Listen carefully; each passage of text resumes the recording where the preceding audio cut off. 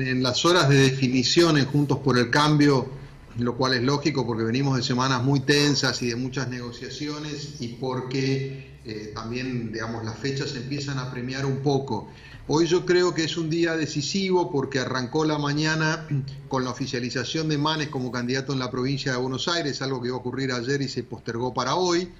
Esto empieza a definir un poco algún lineamiento en la provincia de Buenos Aires. Yo creo que esta tarde podría producirse también la novedad de que Lilita Carrió, quien venía diciendo que quería ser candidata y encabezar la lista, se termine corriendo. Hay un acto allí donde entiendo que también está yendo Larreta. Bueno, es un acto en Santa Fe que va a ser un poco probablemente el telón de fondo para que Carrió se corra. Ahí quedaría bastante despejada la situación en provincia, con la excepción de Jorge Macri, cuya situación todavía no se sabe. Así como está planteado hoy, el escenario está Manes como candidato del radicalismo, Santilli como candidato de PRO, impulsado por Larreta, y hay que ver cómo se define la situación de Jorge Macri. ¿Y ya hay encuestas que puedan medir, Jorge, por ejemplo, a un Facundo Manes? Mira, Diana, todavía son muy incipientes, en las últimas encuestas no ha salido, no está claro todavía cuál es el potencial electoral de Manes.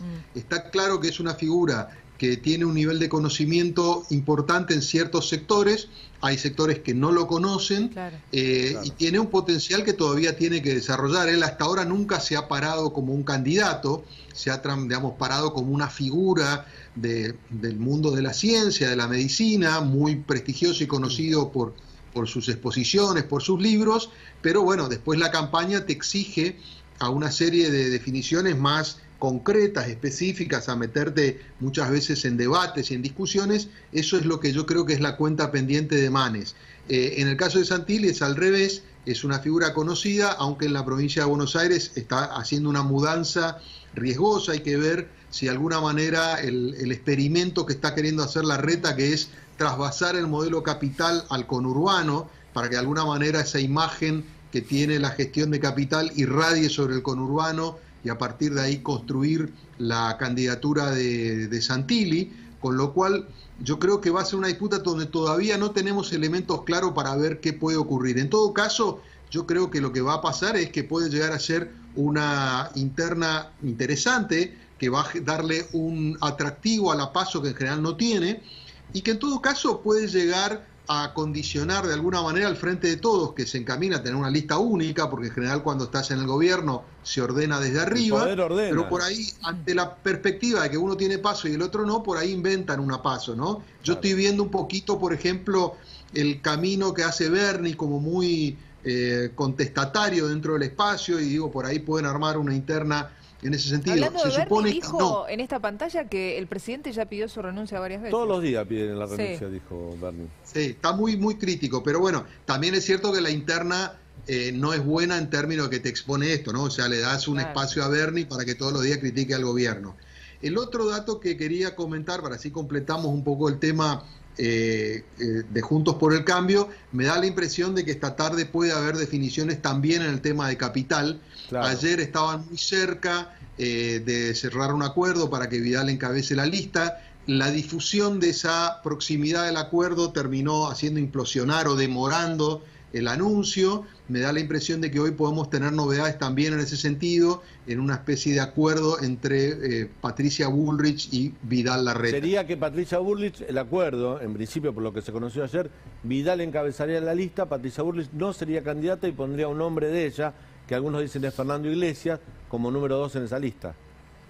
Exactamente, eso es lo que se está hablando, que ya se correría, quedaría, digamos, en un rol más, yo te diría, partidario, institucional, como articuladora del PRO a nivel nacional, y de esa manera se evitaría una interna que todos los actores querían eludir, porque no tenía sentido en un distrito como la capital, donde Juntos por el Cambio tiene una amplia ventaja. Era difícil hacer entender a la gente por qué estaban disputándose, claro, si no era por una cuestión de posicionamientos internos, algo que a la gente en general no le entusiasma. En general la gente quiere que se pongan de acuerdo y arreglen los políticos y le faciliten un poco los pronunciamientos a la sociedad. Jorge, que, o sea, tiene intenciones de ser candidata a presidente en 2023, ¿eso seguiría en pie? Sí. Sí, sí, yo creo que sí. Ella ha tenido un crecimiento muy importante yo te diría, en los últimos meses, Sí. menos de un año. Pensemos que se había retirado meramente como ex ministra de Seguridad, después asumió como titular de PRO, y su recorrida a lo largo de todo el país, su mensaje, su estilo, ha generado un atractivo en el núcleo duro del macrismo, ¿no? Ante el repliegue de Macri, yo creo que Patricia Bullrich capturó ese votante, ¿no?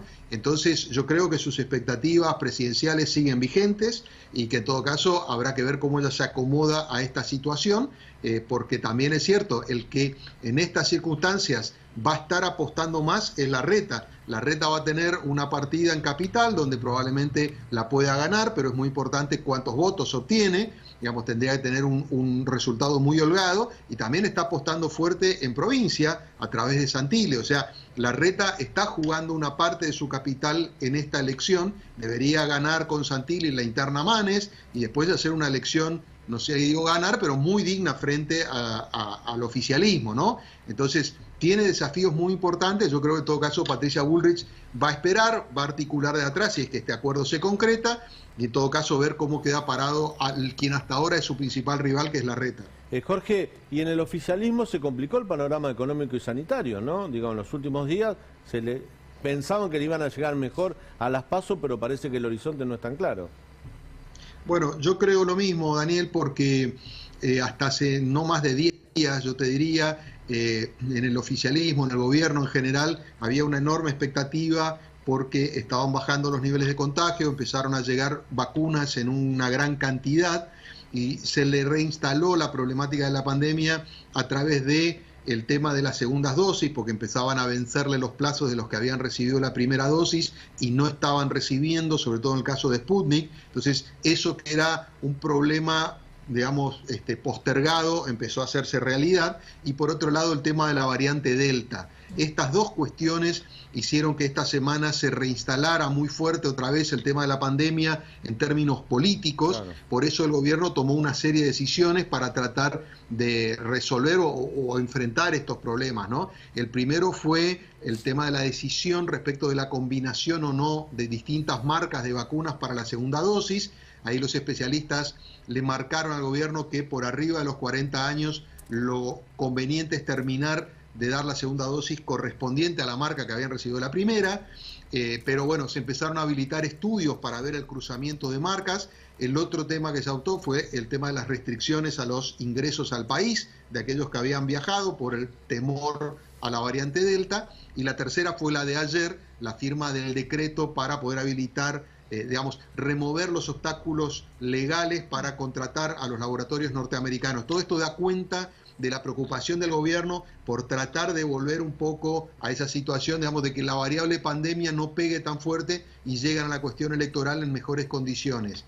Y en lo económico, Daniel, lo mismo, porque claramente la situación es muy frágil. El gobierno está apelando, yo te diría, una estrategia de parches para llegar a noviembre, y a veces los parches se te descosen un poco, ¿no? Esta semana creo que el termómetro ha sido el dólar, que empieza a exhibir la limitación, digamos, es una brecha cambiaria demasiado estirada, controlada ficticiamente contra una inflación que sigue siendo muy alta, y yo creo que es la válvula de presión que se está empezando a abrir. Algunos hablan de devaluación, yo creo que el gobierno tiene herramientas para evitarlo y va a hacer todo lo posible, porque si hay, yo te diría, de todas las variables que siempre se analizan en términos de impacto electoral y en la conducta del ciudadano a la hora de votar, la variable dólar o inestabilidad monetaria, yo te diría que la más directa, cuando percibe convulsión la gente se asusta, así que el gobierno va a tratar de obturar eso. Entonces, yo creo que en ambos terrenos